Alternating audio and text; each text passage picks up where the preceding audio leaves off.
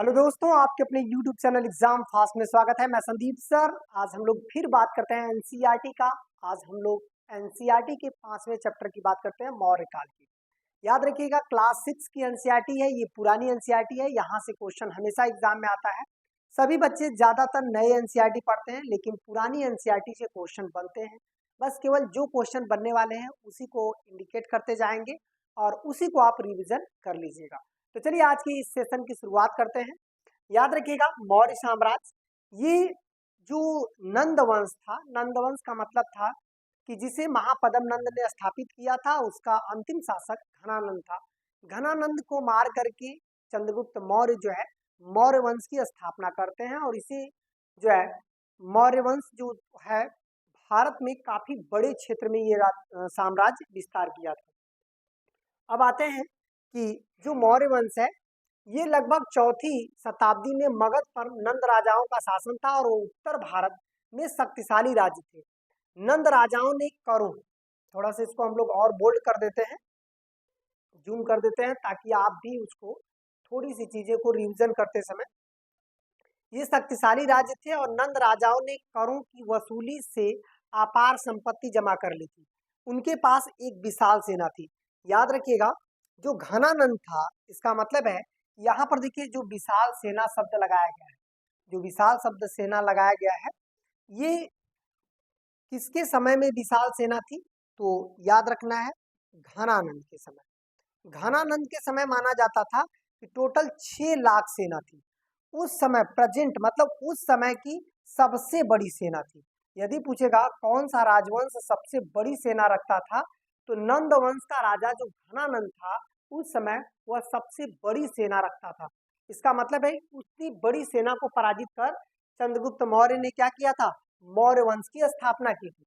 तो अब देखिएगा, परंतु वे कुशल शासक नहीं थे और मतलब कि जो जनता थी उस पर काफी अत्याचार करता था। लोकप्रिय भी नहीं थे, इसलिए उनको उखाड़ फेंकना कठिन नहीं था। चाणक्य, चाणक्य जिसका नाम कौटिल्य है और विष्णुगुप्त है, इसके जो कह सकते हैं इसे कौटिल्य, विष्णुगुप्त या चाणक्य कहते हैं। एक ब्राह्मण मंत्री ने, जो कि कौटिल्य नाम से भी प्रसिद्ध है, मौर्य वंश के तरुण चंद्रगुप्त को शिक्षा देकर तैयार किया और चंद्रगुप्त ने अपनी सेना का संगठन और नंद राजा को सिंहासन से उतार दिया। और समझा जाता है कि नंद राजा की लोकप्रियता नहीं था, इसलिए लोगों ने नए राजा का स्वागत किया। याद रखिएगा, जो चंद्रगुप्त मौर्य था, उसने घनानंद को इसलिए हराया क्योंकि घनानंद का ही जो प्रधानमंत्री था, वो चाणक्य या कौटिल्य था, सलाहकार भी था, उसे काफी बेइज्जती करके घनानंद जो है अपने राज्य से भगा देता है। जिसकी वजह से चंद्रगुप्त मौर्य जो है वो आता है और यहाँ पर मतलब जो घना कौटिल्य है वो आता है, चंद्रगुप्त मौर्य को सपोर्ट करता है, उनसे शिक्षा देता है और उसके जो है राज्य को क्या करता है? तख्ता पलट कर देता है। अब बात करते हैं कि जब वो घनानंद का शासन चल रहा था, तो भारत में एक सिकंदर का भी जो है हमला हुआ था, जो मगध में। तो याद रखना है कि सिकंदर का आक्रमण ये हुआ था 326 ईसा पूर्व से, ईसा पूर्व से 323 ईसा पूर्व तक ये माना जाता है। सिकंदर टोटल 18 माह तक भारत में रहा। ये थोड़ी सी बातें हम लोग समझ लेंगे। मगध में अपनी शक्ति स्थापित करने के बाद चंद्रगुप्त ने अपना ध्यान पश्चिमोत्तर, पश्चिमोत्तर मतलब था कि अब जो है पश्चिम और उत्तर की तरफ वो आगे बढ़ने की कोशिश किया, में पंजाब की ओर लगाया। यूनानी राजा सिकंदर 326 ईसा पूर्व में पंजाब पर हमला करता है। तो अभी आप लोगों को 326 ईसा पूर्व का जो है टाइम बताए थे, याद रखना है, ये टाइम बहुत इंपॉर्टेंट है। यहाँ से क्वेश्चन आ सकते हैं कि भारत पर चंद्रगुप्त मौर्य जब आक्रमण किया था, तो उस समय कौन सा वर्ष चल रहा था? 326 ईसा पूर्व। उस समय भारत पर राजा, मगध पर राजा कौन था? घनानंद था। इसका मतलब है कि घनानंद मगध का राजा था। ये दो बातें आप क्लास 6 में याद रखेंगे, क्योंकि उत्तर के कुछ क्षेत्रों में हकमनी शासकों ने ईरानी साम्राज्य में शामिल थे। सिकंदर ने हकमनी साम्राज्य को हराकर उसके साम्राज्य को जीत लिया था। लेकिन स्वयं 323 ईस्वी में इस संसार से चल बसा। पंजाब से अब सिकंदर द्वारा पीछे छोड़े गए गवर्नर शासक, मतलब वहां पे जो शासक थे वो शासन करने लगे, जो गवर्नर था उन लोगों को नियुक्त करता गया। फिर खुद सिकंदर यहाँ से वापस जा रहा था, तो जो बेबीलोन है, बेबीलोन में उसकी मृत्यु हो जाती है। ये बेबीलोन जो है इराक में पड़ता है, ठीक है। चंद्रगुप्त मौर्य, वहां पे तख्ता पलट होता है, तो चंद्रगुप्त मौर्य, घनानंद का तख्ता पलट हो जाता है। चंद्रगुप्त मौर्य ने जल्द ही समूचे पंजाब को जीत लिया और सुदूर उत्तर में जो है यूनानी सेनापति सेलुकस निकेटर के अधीन थे। चंद्रगुप्त ने एक लंबे अभियान के बाद अंत में 305 ईस्वी जो सेलुकस और चंद्रगुप्त मौर्य के बीच जो युद्ध हुआ वो 305 में हुआ था। ये भी आपको थोड़ा सा डेट ध्यान रखना है, क्योंकि यहाँ से क्वेश्चन एग्जामिनर पूछता रहता है कि सेलुकस और चंद्रगुप्त मौर्य के बीच जब युद्ध हुआ उसमें हेलना का विवाह चंद्रगुप्त मौर्य से करा दिया जाता है।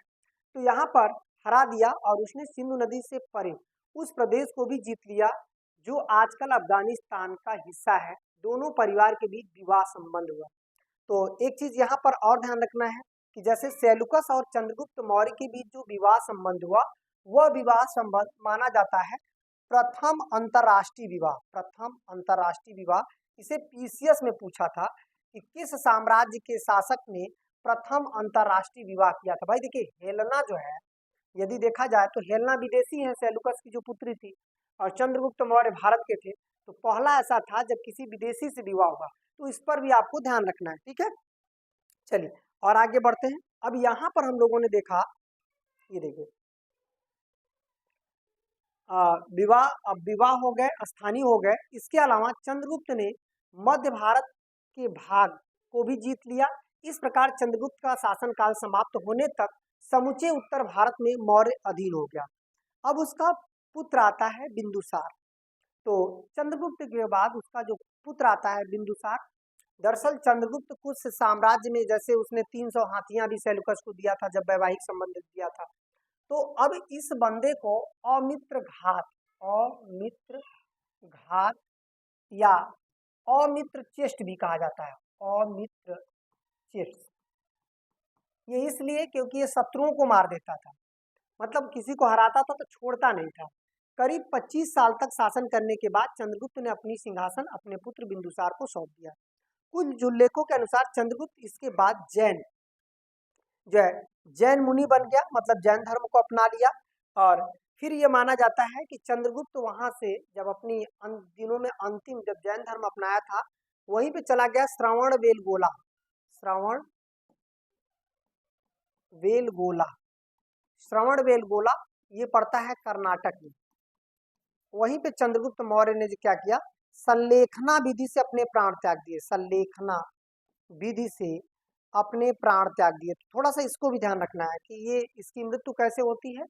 इसकी मृत्यु जो है जैन धर्म अपनाने के बाद ये वहां पर जाता है कर्नाटक श्रवण बेलगोला, जहां पर उसकी जो है संलेखना विधि से मृत्यु हो जाती है।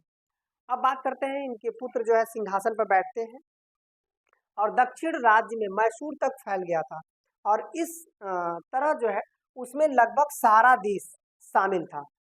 केवल कलिंग प्रदेश, उड़ीसा सुदूर दक्षिण राज्य ही एक उसमें उसके साम्राज्य से क्या था, बाहर था। और आप देखेंगे अशोक आएगा, नहीं था, परंतु दक्षिण के राज्यों के साथ उसकी मैत्री थी और इसलिए उन्हें जीतना जरूरी नहीं था। कलिंग के लोग मौर्यों के अधीन नहीं रहना चाहते थे, इसलिए मौर्यों को उन पर आक्रमण करना पड़ा। और ये आक्रमण कौन करा, चंद्रगुप्त का पौत्र अशोक। आप देखेंगे कलिंग बहुत ही चर्चा में रहा है। थोड़ा सा कलिंग के बारे में समझ लेते हैं, ये आपके पुलिस वगैरह एग्जाम में देता है। तो ये जो हमला करता है उड़ीसा, वो जो कलिंग था, कलिंग युद्ध, कलिंग युद्ध, कलिंग युद्ध जो है ये 261 ईसा पूर्व में हुआ था और ये अशोक द्वारा काफी बड़ा रक्तपात किया गया। 1.5 लाख लोगों की मौतें हुई, लाखों लोग बंदी बनाए गए और इससे रक्तपात से जो है बहुत कष्ट हुआ अशोक को। और अशोक ने अब यहाँ पर शैव धर्म को त्याग दिया और बौद्ध धर्म अपना लिया। इसी युद्ध के बाद, कलिंगी युद्ध के बाद स्थितियां काफी परिवर्तित हो गई। तो क्लास 6 में जो आप एनसीईआरटी पढ़ा वो एक बेस पढ़ रहा है, और बेस को कहानी जैसा आप यदि सुन लेते हैं तो मैं श्योर बता रहा हूँ कि ये बस छोटे छोटे चीजों को आप ध्यान देंगे क्लास में, तो भी आपका कोई भी एग्जाम का बेस तैयार हो जाएगा। अब देखिए अशोक, तो अशोक क्या करता है, मौर्य राजाओं में अशोक सबसे अधिक प्रसिद्ध हुआ। वह भारत के महानतम शासकों में से एक था। उसने कलिंग को जीतकर अपने साम्राज्य में शामिल करने का फैसला किया, कलिंग पर चढ़ाई की और उसने कलिंग को जीत लिया। पर दोनों ओर की सेनाओं में भारी हानि उठानी पड़ी। घायल मरते हुए सिपाहियों को देखकर अशोक ने जो है, अशोक का हृदय विदारक हो गया। मतलब अशोक ने रुमनदेही स्तंभ अभिलेख में ये बातें जो है लिखवाई थी। ये एक जो है लिपि में उसमें लिखवाया था, देवताओं के प्रिय सम्राट प्रियदर्शी दिशा लेने के 20 वर्ष, मतलब दीक्षा लेने के 20 वर्ष बाद स्वयं अपने स्थान पर जहाँ बुद्ध शाक्य मुनि ने जन्म लिया था, इसका मतलब है जहाँ बुद्ध ने जन्म लिया था, आए और इनकी अभ्यर्थना की और प्रेरणा से यह प्रस्थपचिर और प्रशस्त स्तंभ बना। भगवान जन्मभूमि होने के कारण लुम्बिनी ग्राम को उन्होंने कर मुक्त कर दिया और अन्न का अंशदान 8वां भाग निश्चित कर दिया। इसका मतलब है कि सबसे पहले वो जब कलिंग युद्ध के बाद अशोक ने बौद्ध यात्रा की, बौद्ध यात्रा किया तो उसमें अशोक ने क्या किया कि जो लुम्बिनी था सबसे पहले उसे कर मुक्त कर दिया। ठीक है, अब देखिए, अब बात करते हैं कि अशोक को बड़ा दुख हुआ, युद्ध से पीड़ित स्त्रियां बच्चों को देखकर उसे बड़ा क्लेश हुआ।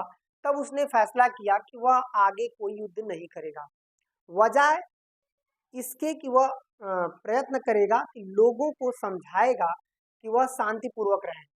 उसके आगे के 30 साल के शासन काल में कोई युद्ध नहीं हुआ। कलिंग अब मौर्य साम्राज्य का एक हिस्सा हो गया था। भारतीय इतिहास में पहली बार सुदूर दक्षिण प्रदेश को छोड़कर लगभग समूचा भारतीय उपमहाद्वीप पर एक शासक का अधीन था। मतलब अशोक ने बहुत बड़े क्षेत्र पर क्या किया था, अधिकार कर लिया था।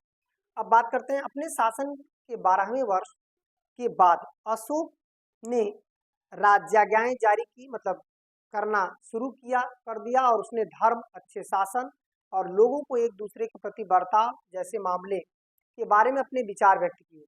उसने यह साम्राज्य में सभी प्रांतों को भेज दिया गया ताकि उसे चट्टानों पर, स्तंभों पर, स्थानों पर खुदवा दिया जाए जहां लोग इकट्ठा होकर इसे पढ़ सके। इस प्रकार प्रजा को जानकारी मिली कि उनका राजा क्या सोचता है, और अभिलेखों से हमें अशोक के विचारों के बारे में भी जानकारी मिल जाती है।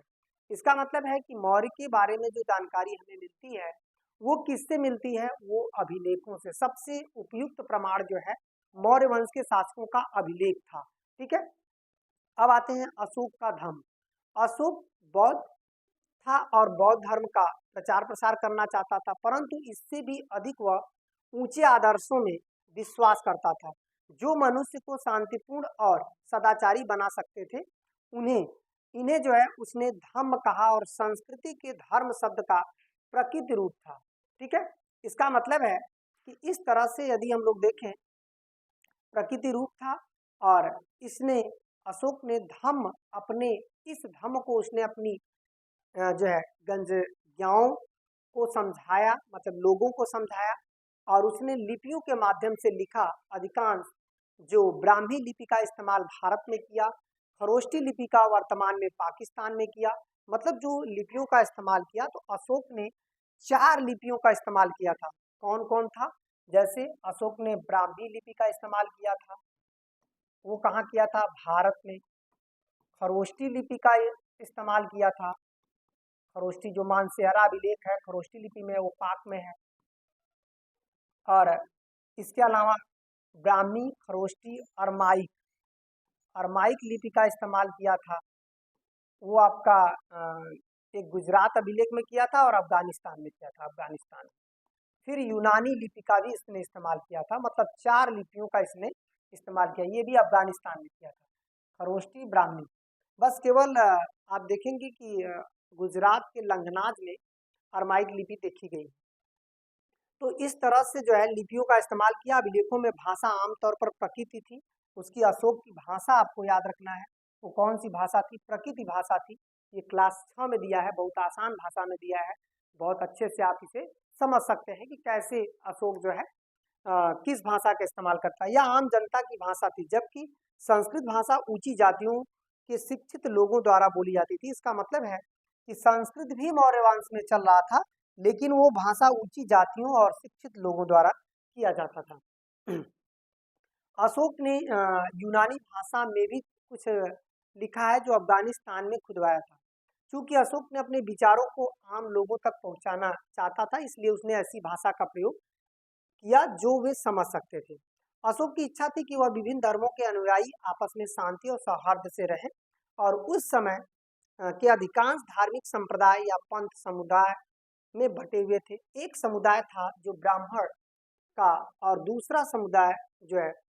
दूसरा जो था वो श्रमणों में बौद्ध, जैन और ब्राह्मणों से मतभेद रखने वाले अन्य धर्मों के साधुओं का समावेश होता था। कभी कभी इन विभिन्न धार्मिक संप्रदायों के बीच जबरदस्त कलह भी होती थी। अशोक को यह पसंद नहीं था। वह चाहता था कि लोग एक दूसरे को मैत्रीपूर्ण रखें और तरुण लोग बड़े बूढ़ों की आज्ञा माने और बालक अपने माता पिता के आदेशों को माने।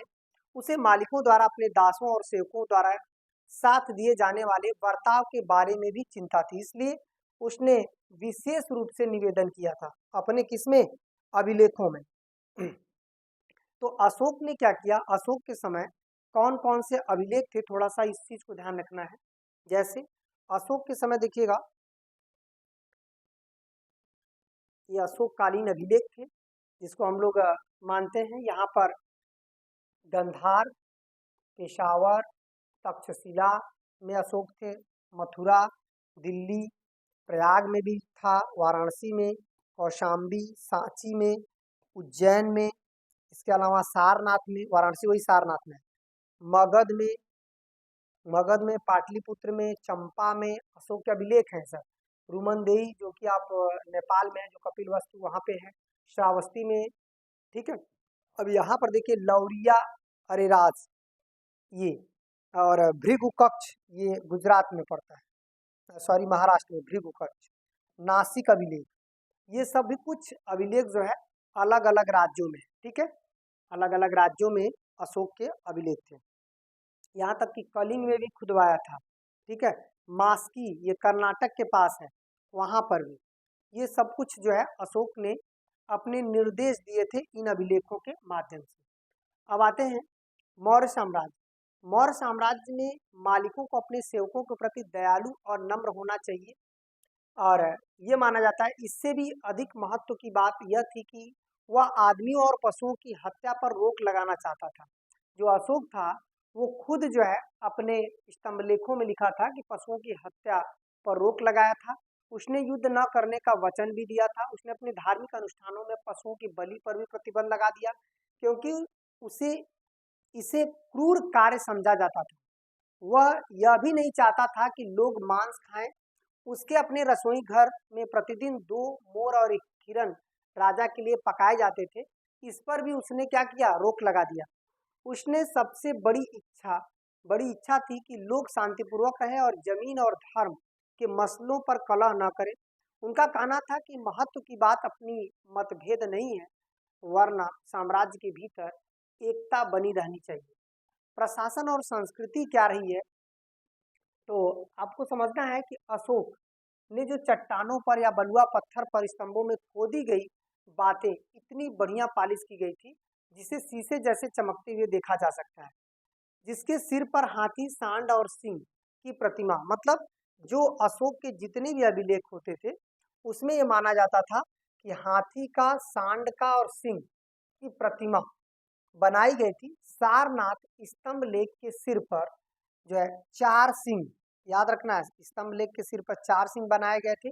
1947 में भारत जब स्वतंत्र हुआ तो 4 सिंहों के इस बनावट को भारत का राष्ट्रीय चिन्ह माना गया।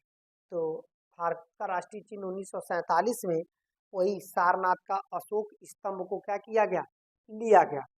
फिर इसके बाद इधर देखिएगा अशोक ने क्या किया कि अशोक ने अपने शासन संबंधी विचारों के बारे में जानकारी जो है, प्रजा के साथ वैसा ही व्यवहार करना चाहिए जैसा पिता अपने बच्चों के साथ करता है, ऐसी बातें अशोक ने ही कही थी, ठीक है। सभी मनुष्य मेरे बच्चे हैं, जिस प्रकार पिता अपने बच्चों का पालन पोषण करता है। तो ये कई बार उक्ति देकर आ जाता है। जैसे यदि पूछेगा कि सभी मनुष्य मेरे बच्चे हैं, ये किसने कहा था? तो ये अशोक ने कहा था। यहाँ पर देखिए क्लास 6 में दिया है और यही जब कंपटीशन में आता है तो आप लोग के पल्ले नहीं पड़ता है। क्लास 6 के एनसीईआरटी में दिया है कि अशोक ने ही कहा था कि सभी मनुष्य मेरे बच्चे हैं। और किसने कहा था कि राजा को प्रजा के साथ वैसा व्यवहार करना चाहिए जैसा कि एक पिता अपने बच्चों के साथ करता है। ये किसने कहा था? ये बात अशोक ने कही थी। देखिए ये बात अशोक ने कही थी और ये क्लास 6 में बस केवल है। मतलब कि राजा को अपनी प्रजा के साथ वैसा ही व्यवहार करना चाहिए जैसे एक पिता अपने बच्चे को करता है। इसके अलावा इसने ये भी कहा सभी मनुष्य मेरे बच्चे हैं। ये किसने कहा था? अशोक ने कहा था अपने अभिलेखों में। ये बात क्लास 6 में है। सोचिए कि ये इतना आसान है लेकिन अभी एग्जाम में आ जाए तो आपके पल्ले ना पड़े। अब देखिएगा, अब आते हैं उसी प्रकार राजा को अपनी प्रजा की देखभाल करनी चाहिए। अशोक ने विविध प्रकार के प्रजा की देखभाल करता था और यहाँ तक कि देखिए ये 4 सिंहों वाला स्तंभ जो आप कह रहे हैं, जो हमारे सारनाथ में है, वो आपका देखिए यहाँ पे है, जो कि 1947 में इसे जो है क्या किया गया था? अपना लिया गया था। ठीक है, 1947 में इसे अपनाया गया था, जो कि भारत का राष्ट्रीय चिन्ह के रूप में। अब बात करते हैं, यहाँ पर सड़कें बनवाई ताकि लोग सुगमता से और शीघ्रता से यात्रा कर सके। तेज धूप से बचने के लिए उसने सड़कों के किनारे छायादार वृक्ष भी लगवाए, पानी के लिए कुएं खुदवाए और थके मदे यात्रियों के लिए विश्राम के लिए धर्मशालाएं बनवाई। उसने रोगियों के इलाज के लिए चिकित्सा केंद्र खुलवाए, पशुओं के इलाज के लिए चिकित्सा केंद्र का प्रबंध किया। अशोक ने अपनी राजधानी पाटलिपुत्र पटना से शासन करता था। इसका मतलब है जो मौर्य काल का केंद्र जो आज बिहार इतना पिछड़ा है, कभी वो मौर्य काल का केंद्र होता था। इसका मतलब है कि मौर्यों की राजधानी पाटलिपुत्र, यह अशोक जो है पाटलिपुत्र से ही पूरा शासन कर रहा था। ठीक है, ये आपको याद रखना है। देने के लिए एक मंत्रिपरिषद थी और उसने आदेश का पालन करने के लिए अनेक अधिकारी थे। साम्राज्य को 4 बड़े प्रांतों में बांट दिया गया था। प्रत्येक प्रांत में राज्यपाल संभालता था और राज्यपाल राजा के अधीन होते थे। जान पड़ता था कि इन प्रांतों को जिलों में बांट दिया जाए और प्रत्येक जिलों में जो है गांव जो होते थे उन्हें उन्हें गांव को जो है उसकी जिम्मेदारी बांट दी जाती थी और जिला प्रशासन की देखरेख के लिए कई तरह के अधिकारी भी होते थे और जिला का दौरा करते थे।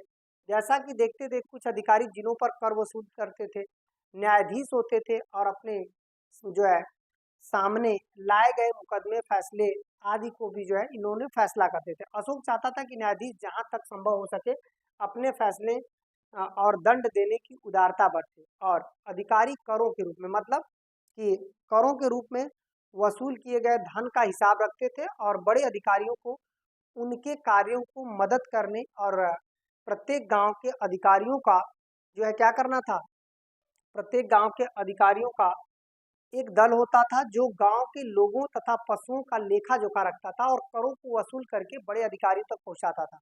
ये अशोक के समय था। ये सिविल सर्विसेज आईएएस में भी इसी में से जो है एक दो लाइन खींच करके आ जाता है कि मौर्य साम्राज्य में लेखा जोखा के लिए अधिकारी बनाए जाते थे। ठीक है, प्रशासनिक कार्य विभागों में बांटा हुआ था जैसे वर्तमान में है और सरकार हमेशा उदारता चाहती थी। ठीक है, प्रत्येक विभाग का अध्यक्ष पाटलिपुत्र में रहता था और इस प्रकार राजा को सदैव जानकारी मिलती रहती थी उसके राज्य कहाँ और क्या हो रहा है। नगर प्रशासन एक परिषद और 6 समितियां देखती थी जिनके अधीन अलग अलग विभाग होते थे और इन अधिकारियों के अलावा अशोक ने एक विशेष प्रकार के अधिकारियों को नियुक्त किया था। इन्हें वह धर्म महापात्र कहता था। ये अधिकारी सारे देश का दौरा करते थे, स्थानीय कामों की जांच पड़ताल करते थे, लोगों की शिकायतें सुनते थे और सभी को समझाते कि धर्मानुसार आचरण करें और आपस में मेल जोल से रहते थे। पड़ोसी देशों के संबंध, अशोक ने अपने पड़ोसियों से भी मैत्रीपूर्ण संबंध बनाए रखना चाहता था। उसने आजकल के राजदूतों की भांति धर्मदूतों कई दलों पश्चिमी एशियाई के राज दरबारों में भेजे और यूनानी राजा थे जिनके नामों का उल्लेख उसने अपने एक अभिलेख में किया। अशोक ने अपने पुत्र महेंद्र को श्रीलंका भेजा। महेंद्र ने वहां बौद्ध धर्म का प्रचार किया और श्रीलंका के राजा बौद्ध बौद्ध हो गए और मन अशोक के लिए बड़ा सम्मान और प्रेम था। ठीक है, अब देखिएगा फिर इसके अलावा जो है मतलब अशोक के प्रति श्रीलंका से भी बहुत सम्मान और प्रेम था। कौटिल्य और मेगास्थनीज। मौर्य काल के बारे में बहुत जानकारी साहित्यिक स्रोत से मिलती है, जिसमें सबसे चर्चित किताब है जो है कौटिल्य की अर्थशास्त्र। कौटिल्य की अर्थशास्त्र बहुत ही चर्चित है। और मेगास्थनीज की इंडिका, मेगास्थनीज की एक किताब इंडिका है जो मौर्य के बारे में जानकारी देती है और अर्थशास्त्र। और प्रधानमंत्री कौटिल्य लिखा था। इस ग्रंथ को कौटिल्य ने समझाया था कि अच्छे शासन का संगठन किस प्रकार किया जाए। दूसरा स्रोत मेगास्थनीज का जो है उन्होंने दिया, जो सेल्यूकस निकेटर के राजदूत के रूप में चंद्रगुप्त के दरबार में आया था और उसने इंडिका नामक एक किताब लिखी थी। मेगास्थनीज जानकारी देता है कि पाटलिपुत्र एक विशाल और सुंदर नगर था और मजबूत परकोटे से घिरा हुआ था। इसका मतलब है कि परंतु राजा महल पत्थर का बना हुआ था। राजा दरबार और उसके वैभवपूर्ण जीवन से मेगास्थनीज बहुत प्रभावित था। राजा जनता की सब तरह की शिकायतें सुनने का सदैव तैयार रहता था। चंद्रगुप्त की एक बहुत बड़ी सेना थी, क्योंकि उसे कई युद्ध लड़ने पड़े और अधिकारियों द्वारा जमा किए गए करों का एक बड़ा भाग सेना पर खर्च होता था। समाज, मेगास्थनीज लिखता है कि अधिकतर लोग खेती करते थे या उनकी या तो जो है खेती करते थे, या तो उनकी भूमि होती थी या राजा की भूमि पर काम करते थे। वे गांव में सुखपूर्वक रहते थे। चरवाहे और गड़ियरे भी जो है क्या करते थे, गांव में रहते थे। बुनकर, बढ़ई, लोहार, कुम्हार आदि अन्य कारीगर भी गांव में रहते थे। उनके कुछ राजा के लिए काम करते थे, जबकि कुछ नागरिकों के इस्तेमाल के लिए चीजें तैयार करते थे। व्यापार उन्नति पर था और व्यापारी अपना माल देश के कोने कोने में ले जाते थे। काफी अधिक सेना में भर्ती थे और सैनिक अच्छा वेतन मिलता था और वे सुख चैन से रहते थे। मंत्री, अध्यक्ष और अन्य अधिकारी नगर और गांव दोनों में काम करते थे। किसान, कारीगर और सैनिकों की तुलना में ब्राह्मण, जैन और भिक्षुओं की संख्या बहुत कम थी, परंतु हर कोई उनका सम्मान करता था। वे राजा को कोई कर नहीं देते थे। इसका मतलब है कि किनसे किनसे मौर्य काल के जो राजा थे कर नहीं लेते थे। तो मौर्य काल के राजा जो है ये जैन भिक्षु, जैसे जैन साधु जो होते थे, बौद्ध साधु और ब्राह्मण, मतलब ब्राह्मण पहला, जैन दूसरा और तीसरा जो है बौद्ध। ये प्रीलिम्स में क्वेश्चन बन सकता है, ठीक है, कि मौर्य काल में किससे टैक्स लिया जाता था। तो 3 ऑप्शन के अलावा चौथा भी ऑप्शन हो सकता है और वो आपका चौथा ऑप्शन आंसर हो जाएगा। मौर्य साम्राज्य का अंत कैसे होता है? तो मौर्य साम्राज्य कुछ अधिक साल तक टिका रहा और अशोक की मृत्यु के बाद वह छिन्न भिन्न हो गया। आखिर ऐसा क्यों हुआ कि मौर्य साम्राज्य अशोक के बाद विकसित हो रहा? अब देखिएगा कि विघटन के कई कारण थे। एक तो यह था कि अशोक के उत्तराधिकारी दुर्बल थे, मतलब उत्तराधिकारी बहुत ताकतवर नहीं थे और वे साम्राज्य का शासन अच्छी तरह संभाल न सके। और दूसरा कारण यह था कि साम्राज्य के विभिन्न प्रदेश में अत्यधिक दूरी के कारण एक दूसरे से अलग थलग पड़े हुए थे और इसलिए प्रशासन में संपर्क स्थापित करने में कठिनाई होती थी। एक विशाल सेना और विशाल प्रशासनिक सेवा खर्च उठाने के लिए भी भारी धन की आवश्यकता थी। शायद बाद में मौर्य शासक इतने भारी खर्च उठाने के पर्याप्त कर वसूल नहीं कर पाते थे। धीरे धीरे मौर्य साम्राज्य के विभिन्न प्रांत अलग होने लगे और अंत में स्वतंत्र बन गए। फूट का नतीजा यह हुआ कि चंद्रगुप्त द्वारा यूनानियों को हराने के 100 साल बाद जो है ये कह सकते हैं यूनानी राजाओं ने पश्चिमोत्तर प्रदेश में एक भारतीय राजा पर आक्रमण किया और राजा को अकेले ही आक्रमण का सामना करना पड़ा और किसी दूसरे भारतीय राजा ने उसकी मदद नहीं की। इसके लिए यूनानियों से वह पराजित हुआ। 20 साल बाद 185 ईसा पूर्व में पुष्यमित्र शुंग ने अंतिम मौर्य शासक जो है बृहदत्त की हत्या कर दी और बृहदत्त की हत्या करने के बाद वह कौन से वंश स्थापित किया? शुंग वंश। यहाँ पर देखिएगा बृहदत्त की हत्या हुई। तो मौर्य वंश का अंतिम शासक कौन था? बृहदत्त था। बृहदत्त की हत्या हो गई और शुंग वंश एक ब्राह्मण वंश बन गया। तो इस तरह से हम लोग अब यहाँ पर अभ्यास प्रश्न आ गए। तो यहाँ पर आपका ये टॉपिक खत्म हो गया। अब हम लोग इस टॉपिक को आप लोग जितना पॉइंट लिखवाया गया था बस अच्छे से कहानी सुन करके इस टॉपिक को अच्छे से कहानी जितना भी बताया गया बीच में उसे आप लिख लीजिएगा, इतना ही काफ़ी है। आज इतना ही, फिर मिलते हैं नेक्स्ट क्लास में। धन्यवाद।